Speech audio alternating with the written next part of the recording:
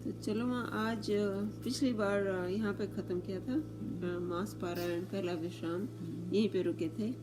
तो उससे आगे चलते हैं। और तो उससे पहले विश्राम से पहले जो दोहा था वो ऐसा है: ब्रह्म राम ते नामो बड़ा, बरदायक बरदानी, रामचरित सत कोटि महा, लियो महेश जिय जानी।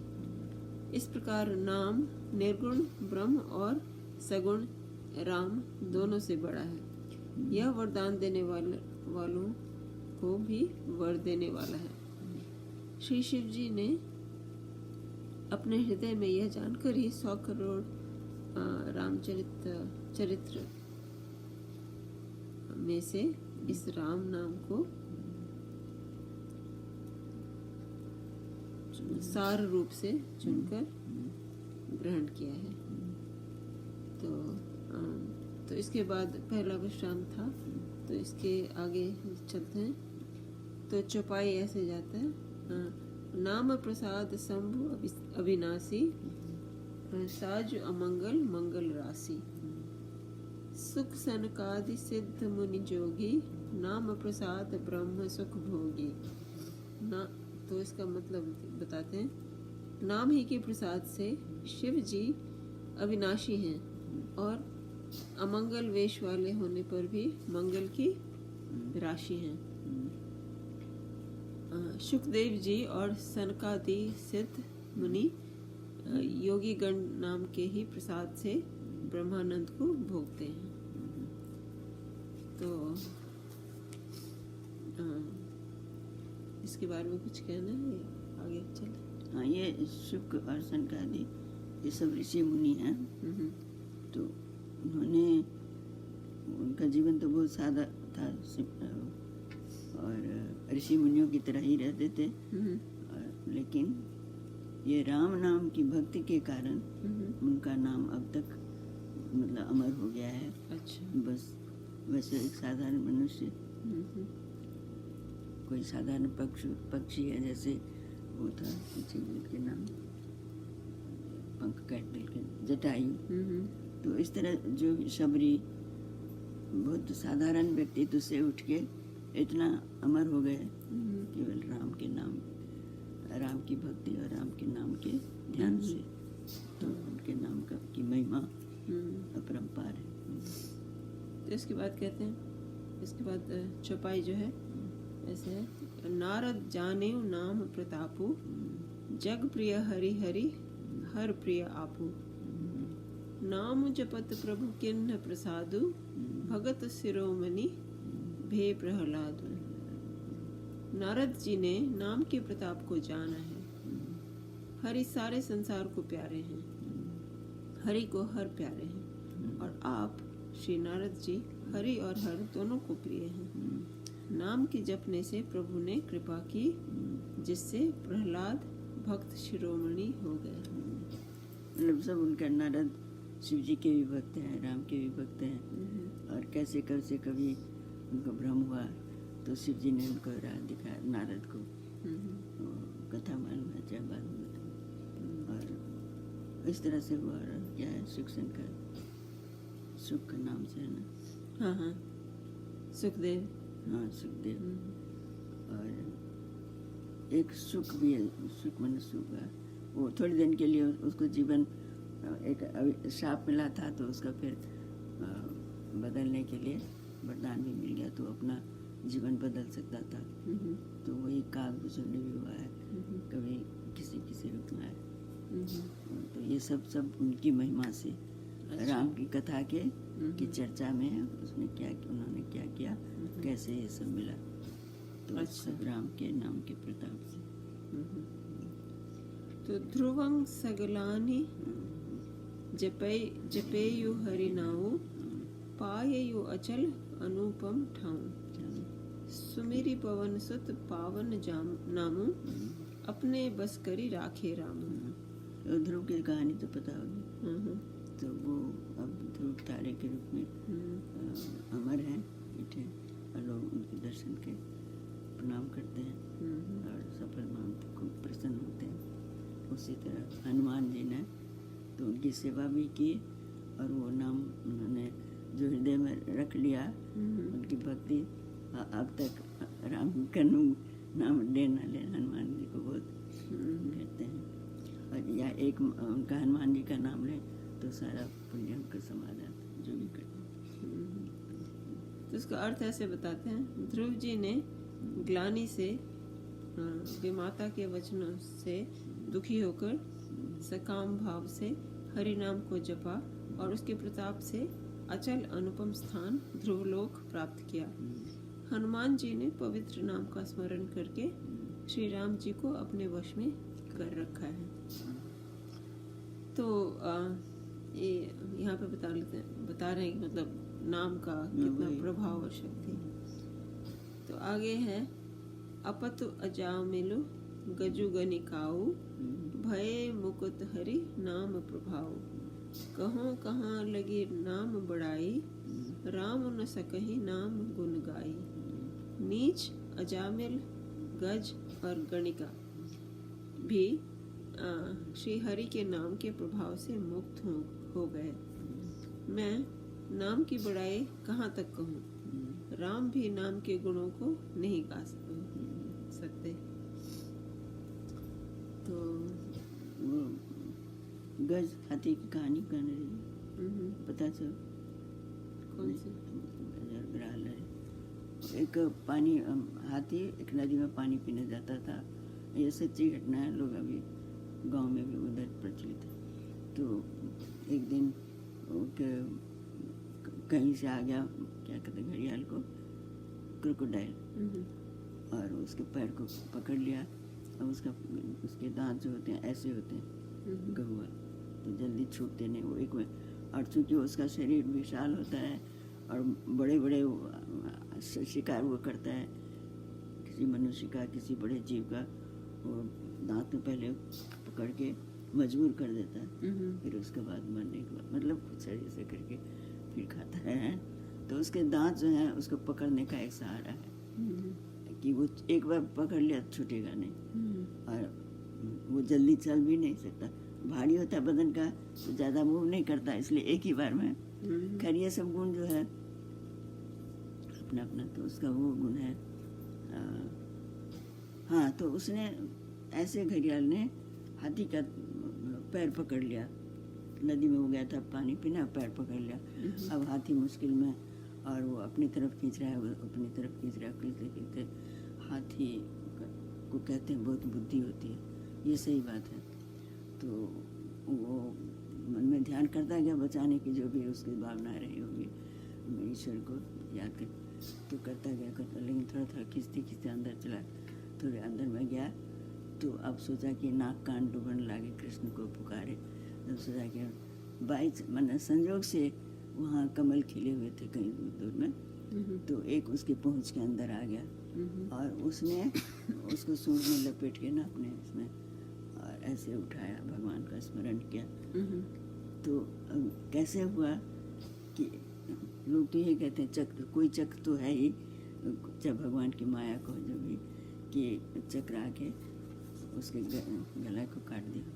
अच्छा अच्छा, क्या कहते, क्रोकोडाइल का को काट दिया और उनका पैर छूट गया हाथी का। तो इसके भजन भी है, ग्राह को पछाड़ी के गजराज को उबारे, हे गोविंद राखो शरण अब तक जीवन हारे। तो इतना प्रताप है उनको, एक बार स्मरण किया तो गणिका एक मतलब उसको कहते हैं उस तरह की स्त्री को, वेश्या। तो हाँ, तो ऐसे नाम से वो जानी जाती थी, मगर थी वो धर्मात्मा मन के अंदर। वो तो एक उसकी मजबूरी रही, जो भी रही हो उस जमाने में जैसा भी, लेकिन अंदर से भगवान को बहुत ध्यान करती थी। तो उसको कृष्ण भगवान ने उनको दर्शन दिए उन्हीं के अवतार के समय के बाद, और उसने अपनी मुक्ति के लिए कुछ वरदान मांगे, जो भी अभी मैं बोल रही हूँ। और उन्होंने उनको तो सदैव जो राम के पास पहुँच गई वो, क्योंकि उनकी भक्ति थी, तो ऐसा संजोग हो गया। और अजामिल था, बहुत बड़ा दुष्ट डाकू था, और राम के नाम और उनकी चर्चा से बहुत दूर उसको चिढ़ थी, और कुछ दुष्ट कर्म भी किया करता था। तो ऐसे में लोग उसके बेटे का नाम था, या किसी ने रख दिया शायद सोच के कि कहीं से तो भगवान का नारायण। हाँ, मैं इतना ही जानती हूँ कि उसके बेटे का नाम था नारायण। तो मृत्यु के समय कष्ट में होगा, जो समझता होगा कि अब मैं जाने वाला हूँ, तब उसने बहुत विकल होके जो पुकारा, नारायण नारायण नारायण, नारायण की कृपा होगी, सीधा स्वर्ग में गया। मतलब बहुत सुख है। अच्छा, वही नाम है, तो इसीलिए कहते हैं कि उनकी महिमा के नाम का तो अंत नहीं है। दो चार उदाहरण यहाँ दे दिए। हाँ, तो आगे है नाम, ये दोहे पे खत्म होता है। नाम राम को कल्पतरु कलि कल्याण निवास, जो सुमिरत भय भांगते तुलसी तुलसीदास। कलयुग में राम का नाम कल्पतरु, मनचाहा पदार्थ देने वाला, और कल्याण का निवास, मुक्ति का घर है, जिसको स्मरण करने से भांग सा निकृष्ट तुलसीदास तुलसी के समान पवित्र हो गया। तो इसके बाद अब चौपाई फिर से शुरू है। चहु जुगती निकालती हूँ लोका, भय नाम जपि जीव बिसोका। वेद पुराण संत मत एहु, सकल सुकृत फल राम स्नेहु। केवल कलियुग की ही बात नहीं है, चारों युगों में, तीनों कालों में और तीनों लोकों में नाम को जपकर जीव शोक रहित हुए हैं। वेद पुराण और संतों का मत यही है कि समस्त पुण्यों का फल श्री राम जी में या राम नाम में प्रेम होना है। तो बस वही नाम का ही वो गुण, मतलब गुणगान हो रहा है यहाँ पे। अगला है ध्यान प्रथम जुग, मख विधि दूजे, द्वापर परितोषत प्रभु पूजे। कलि केवल मल मूल मलिना, पाप पयो निधि जन मन मीना। पहले सत्य युग में ध्यान से, दूसरे त्रेता युग में यज्ञ से, और द्वापर में पूजने से भगवान प्रसन्न होते हैं। परंतु कलियुग केवल पाप की जड़ और मलिन है। इसमें मनुष्य का मन पाप रूपी समुद्र में मछली बना हुआ है, अर्थात पाप से कभी अलग होना ही नहीं चाहता। इससे ध्यान, यज्ञ और पूजन नहीं बन सकते। अच्छा, बता रहे हैं कि मतलब ध्यान, यज्ञ और पूजन से भी कुछ नहीं होगा, तो नाम का, नाम से ही सब होगा। तो क्यों उस समय लोगों को इतना सुख था, आराम था, ये भी सोचना है। सतयुग में बहुत अच्छा जमाना था, किसी के लूटपाट नहीं, ये सब नहीं, बेईमानी सतानी नहीं, तो मनुष्य अपना ध्यान में रहता था, अच्छी बातों में। लेकिन वो राम के प्रति मतलब इतना आसक्त नहीं होता था, अपना जीवन के सुख साधन में तृप्त है। तो ऐसे ऐसे घटते घटते जब मनुष्य के ऊपर ज़्यादा और बहुत व्यस्त हो गया जीवन, तब तक ये आ गया कलियुग। वो तब परेशान हुआ। अगर सारे काम ही काम हो, विचार करने का या आराम करने का ही नहीं, तो होता है ना, कोई चलते चलते चीज़ पुरानी भी हो जाती है और तेज़ हो जाती है बहुत। कुछ ऐसे युगों का है। तो वो जब आया तो मनुष्य प्राण तो कभी कभी बहुत व्याकुल होके, ये सभी जानते थे ईश्वर की महिमा, ईश्वर का वो, लेकिन जब जैसा मिला, पूजा करते हैं, हवन करते हैं, ये कर, तो क्या होता है, कहते हैं जितना सरंजाम करो, ध्यान थोड़ा उस पर चला जाता है। तो उस समय यही होता था, और होते होते वो सरंजाम का साधन भी कम प्राप्त होने लगा, लोगों को ध्यान में हटने लगा। तो बाकी होते होते कलयुग में क्या हुआ, हर तरह से इतना व्यस्त हो गया, इतना उसमें हो गया जुगाड़ में और इसमें, तब कभी ध्यान आया और भगवान का नाम।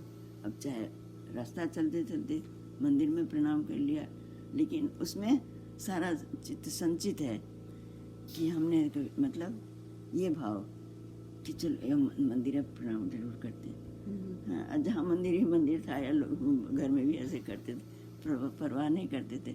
यहाँ जो एकाग्रचित हो गए, ओ यहाँ मंदिर है, चलो एक बार प्रणाम तो कर ले। वहाँ जो उसके भाव संपीड़ हो गए, एकाग्र हो गए। इसलिए कलयुग में थोड़े समय में ही भगवान खुश हो जाते हैं। तो वही उसके बाद अगले श्लोक में, अगले चौपाई में वही कहा गया है, नाम काम तरु काल कराला, सुमिरत समन सकल जग जाला। राम नाम कलि अभिमत दाता, हित परलोक लोक पित माता। ऐसे कराल कलयुग के काल में तो नाम ही कल्प वृक्ष है, जो स्मरण करते ही संसार के सब जंजालों को नाश कर देने वाला है। कलयुग में यह राम नाम मनोवांछित फल देने वाला है, परलोक का परम हितैषी और इस लोक का माता पिता है। अर्थात परलोक में भगवान का परम धाम देता है और इस लोक में माता पिता के समान सब प्रकार से पालन और रक्षण करता है। तो अगला है, अगली चौपाई है, नहीं कली करम न भगति विवेकु, राम नाम अवलंबन एकु। काल नेमि कली कपट निधानु, नाम सुमति समरथ हनुमानु। कलयुग में न कर्म है, न भक्ति है और न ज्ञान ही है। राम नाम ही एक आधार है। कपट की खान कलयुग रूपी काल नेमि के लिए राम नाम ही बुद्धिमान और समर्थ श्री हनुमान जी हैं। तो इसके बाद ये दोहा है, तो यहीं पे आज का वो समाप्त कर देते हैं। तो दोहा ऐसे, राम नाम नरकेसरी, कनक कशिपु कलिकाल, जापक जन प्रहलाद जिमी, पालिहि दलि सुरसाल। राम नाम श्री नरसिंह भगवान हैं, श्री नरसिंह भगवान हैं। कलयुग हिरण्यकशिपु है और जप करने वाले जन प्रहलाद के समान हैं। यह राम नाम देवताओं के शत्रु को मारकर जप करने वालों की रक्षा करते हैं। तो खत्म कर रहे।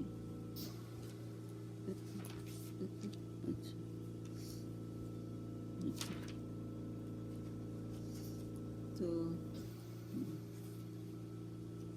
ठीक है, तो अभी यहीं पे रुके हैं, तो अगली बार फिर आगे बढ़ेंगे। तो आज का पाठ यही समाप्त करते हैं। नमस्कार, फिर मिलेंगे। अच्छा, इसमें